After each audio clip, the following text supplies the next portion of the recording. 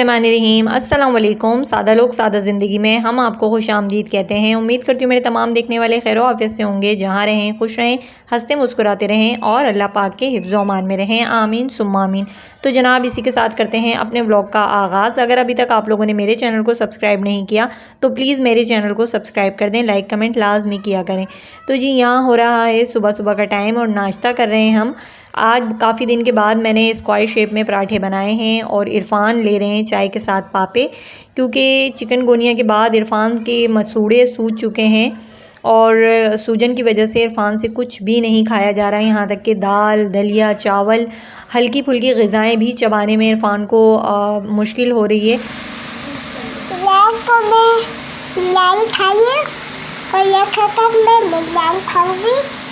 और 11वीं का महीना चल रहा है तो मेरी जिठानी ने भेजा था खाना ज़रदा और बिरयानी, और यहाँ अनाइज़ा खा रही थी। इरफान को इसकी खुशबू से भी मतली हो रही थी, तो इरफान ने कहा कि अनाइज़ा को दूसरे कमरे में भेज दो, तो हमने उसको दूसरे कमरे में भेज दिया था। और यहाँ आ गया था जी पानी, और पीने का पानी हम लोग इसी तरह भरते हैं बोतलों में, क्योंकि हमारे पास टंकी तो है नहीं, तो पीने के लिए सारी बोतलें स्टॉक कर लेते हैं हम। 2-3 दिन हमारा पानी चल जाता है। अभी पिछले 1 हफ़्ते से हमारी 2 लाइनें हैं और एक लाइन में पानी नहीं आ रहा था, ये दूसरी लाइन का पानी था। और यहाँ मेरी जेठानी ने मुझे बताया नहीं था कि ये दूसरी लाइन का पानी है। मैं समझी शायद पहली लाइन का पानी। मैंने धड़ाधड़ सारी बोतलें भर ली थी, और जब मैंने इतने चक्कर लगाए और मुझे थोड़ा सा चक्कर आया इतनी धूप और गर्मी की वजह से, आपको मेरी हालत से अंदाज़ा हो रहा होगा। शर्ट की आस्तीनें भी मैंने काट दी हैं क्योंकि गर्मी बहुत है, लू बहुत चल रही है। सारी बोतलें भरने के बाद जब मुझे प्यास लगी और मैंने पानी पिया तो यकीन करें पानी के अंदर इतनी स्मेल थी कि नाकाबिले बर्दाश्त हो रही थी। अब मुझे ये सारी बोतलें दोबारा से फेंकनी पड़ेंगी, और जब पानी लाइन में आएगा पहली वाली तो फिर मुझे ये सारी बोतलें दोबारा से भरनी है। और गर्मी की वजह से इतने मुझे चक्कर आ रहे थे कि ये साशे जो हमें डॉक्टर ने लिख के दिए थे वो दोबारा से मैंने मंगा लिए थे। और ये साशे इतने अच्छे हैं कि इसको पीकर एकदम से एनर्जी मिलती है। धूप गर्मी से जो है ना हालत बुरी हो रही थी, तो मैंने ये साशे घोल के पी लिया था। ये हर मेडिकल स्टोर पे ये साशे दस्तयाब होते हैं। आप भी डॉक्टर की हिदायत के मुताबिक इस तरह की चीज़ें पिया करें, अपना ख्याल रखें बहुत ज़्यादा। और यहाँ हो गया था दोपहर का टाइम और मैंने मूंग की दाल भिगा दी थी। इरफान की फरमाइश पर ही मूंग की दाल भिगाई थी। आधी दाल के बनाएंगे हम पकोड़े मूंग की दाल वाले, और आधी दाल हम दोपहर और रात के खाने के लिए इस्तेमाल करेंगे। तो जी ये मैं लेकर आई हूँ सर्फ। ये हमारी तरफ सर्फ मिलता है 60 रुपये पाव, और ये बहुत अच्छा सर्फ है। 2-3 दिन से ला के रखा हुआ है और जार में डालने की मुझे नहीं मिल रहा था, तो मैं इसी में से ले लेके यूज़ कर रही थी। और ये है ब्लीच फर्श धोने का, इससे वॉशरूम साफ सुथरा फ़र्श हो जाता है। फ़र्श का ब्लीच है ये, तो इतना सारा मिला है मुझे ये 50 रुपये का, तो काफ़ी चल जाता है मेरा वॉशरूम वगैरह धोने के लिए। जो काही जम जाती है ना साइडों में फ़र्श वगैरह पे, ये अगर फैला दें तो बहुत अच्छे से साफ़ हो जाता है। ऐसे कपड़े धोती हूँ तो जो है ना आराम से मेरे 1 हफ़्ता निकल जाता है। जब ये ख़त्म हो जाता है तो फिर मैं और ले आती हूँ। तो ये मैंने लिया था 120 रुपये का आधा किलो। वॉशिंग मशीन में भी मैंने इससे कपड़े धोए हैं तो बहुत अच्छे साफ़ सुथरे कपड़े धुलते हैं, और इसमें खुशबू भी है।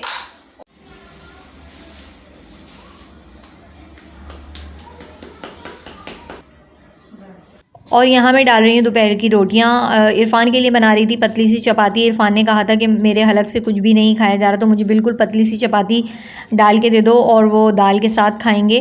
तो जनाब जब एक इंसान खाता पीता जब बिस्तर से लग जाए ना तो बहुत ही अफसोस होता है। और बीमारी की हालत में जब ना खाया जाए और 2 दिन भी ना खाया जाए तो कमज़ोरी हो जाती है जिस्म में। और 6-7 दिन ना खाकर इरफान बहुत ज़्यादा वीक हो गए थे, और उनको मैं जूसेस वगैरह भी बना के दे रही थी, तो जूस भी थोड़ा सा पीते थे और फिर उनका दिल नहीं चाहता था बिल्कुल भी कुछ खाने पीने का। तो यहाँ मैंने ज़ोर ज़बरदस्ती करके उनसे कहा कि कम से कम आधी रोटी भी पेट में चली जाए तो भी सही है, क्योंकि ना खाकर तो बहुत ही ज़्यादा कमज़ोरी हो जाती है इंसान को। और यहाँ मैं ले आई थी साबूदाना। साबूदाना के फ़वाइद तो आप सभी को पता है कि बहुत ही ज़्यादा फ़ाइबर होता है इसके अंदर, और बीमार इंसान के लिए बहुत ही मुफीद है। तो मैंने भिगा दिया था, और साथ में हमारी रोटी और अज़ल्फ़ा के लिए पराठा बना दिया था, और दाल भी हमारी रेडी थी।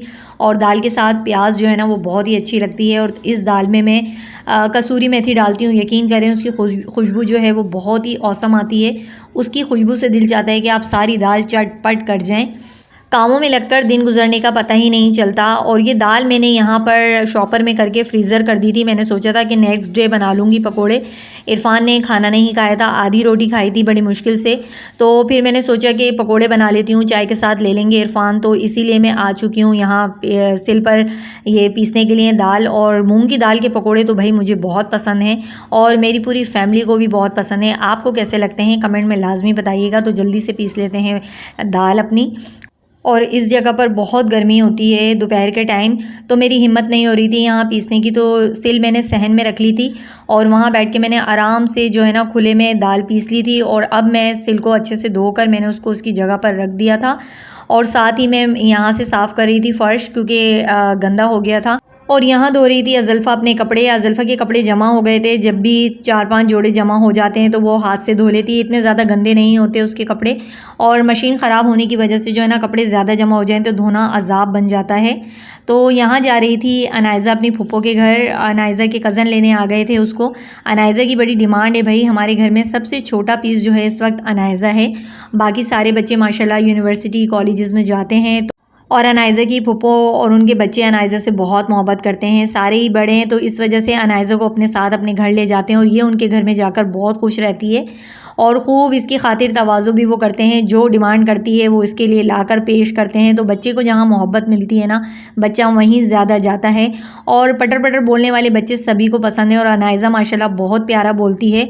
और जब ये बातें करती है तो हमें भी बहुत मज़ा आता है इससे बातें करने में। और ये यहाँ मैडम साहिबा तैयार हो चुकी थी तो जा रही हैं अब, और शाम को आएंगी ये अपनी फूफो के घर से। दाल मेरी पिस चुकी थी और पकोड़ों का सामान मैंने रेडी कर लिया था। मैंने प्याज काट ली थी अंडे वाली, और धनिया था, पिसी हुई लाल मिर्च थी, कुटी हुई मिर्च थी, हल्दी, नमक और ज़ीरा मैंने दाल के साथ ही पीस लिया था। एक हाउसवाइफ अपने पूरे दिन की रूटीन किस तरह मैनेज करती है, एक के बाद एक सारे काम उसको बर वक्त करने पड़ते हैं। तो बहुत ही टफ़ टाइम होता है एक हाउसवाइफ़ के लिए। और इसका एहसास मुझे जब हुआ जब इरफ़ान ने मुझे कहा कि भाई तुम कितना काम कर रही हो, क्योंकि 7 दिन से इरफ़ान घर में ही थे। वैसे तो इरफ़ान ऑफ़िस में होते हैं तो उनको नहीं पता चलता कि मैं कितना काम करती हूँ कितना नहीं, लेकिन आज जब उन्होंने मुझे देखा कि 7 दिन से मैं मुसलसल कामों में लगी हुई हूँ, तो अपने पास बिठाकर प्यार से मेरे शोल्डर को थपथपाकर उन्होंने मुझे कहा कि बहुत काम कर रही हो, मेरी वजह से बहुत परेशान हो गई हो। तो मैंने उनसे यही कहा कि मियाँ बीवी दोनों ही एक दूसरे की ज़िंदगी का हिस्सा होते हैं। अगर दोनों में से कोई एक भी बीमार हो जाए तो दोनों को उतनी ही तकलीफ़ होती है। और हाउसवाइफ़ के लिए हर काम को मैनेज करना बहुत आसान होता है, पता होते हैं कब कौन सा काम करना है। तो शाम हो जाने के बाद भी उसके काम चलते ही रहते हैं, यहाँ तक कि रात हो जाती है, लेकिन एक हाउसवाइफ़ के काम ख़त्म नहीं होते। और ये तो डेली के काम हैं जो हर औरत के हिस्से में आते हैं। बहुत सारी हमारी बहनें हैं जो इससे ज़्यादा मेहनत करती हैं।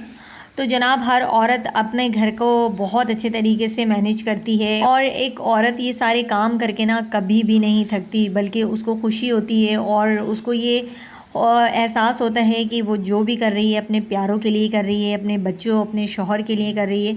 और सच में ज़िंदगी का मज़ा इसी में ही है। और जी यहाँ मैं बनाने आ गई थी साबूदाना। ये कप भर के मैंने दूध लिया है और एक कप दूध में काफ़ी सारा साबूदाना बन के तैयार हुआ है।